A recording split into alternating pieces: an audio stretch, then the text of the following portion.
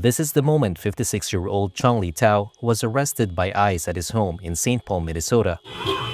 Officers broke down his door, handcuffed him, and dragged him into the snow wearing just shorts and sandals. Tao, who goes by the name Scott, was returned home later on Sunday without explanation or apology. Down here. He spoke to Reuters, recounting the fear and shame he felt. My daughter-in-law came to the room and said, "Dad, there's an ice out there." I said, "Okay, just open the door." So I locked my bedroom, and then Sunday they break in. They just came to the room and knocking the door. So I just said, "Okay, just open the door, see what they want." And then Sunday there's a guns pointing at us. I like, whoa.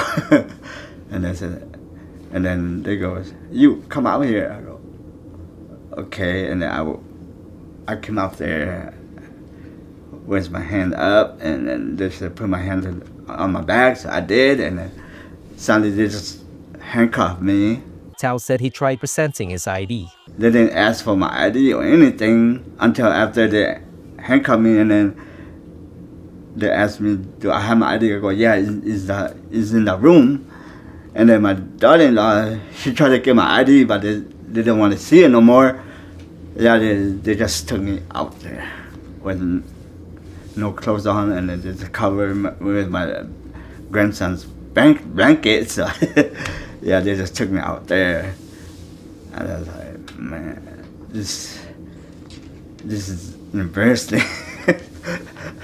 Tao said his parents brought him from Laos to the United States in 1974, and he became a U.S. citizen in 1991. After officers photographed him and took his fingerprints, he was returned home. In a statement, the Department of Homeland Security said officers were investigating 2 convicted sex offenders at the address.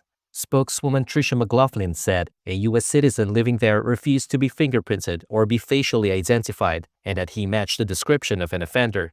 She added that it's standard protocol to hold all individuals from a house involved in an operation for the safety of the public and law enforcement.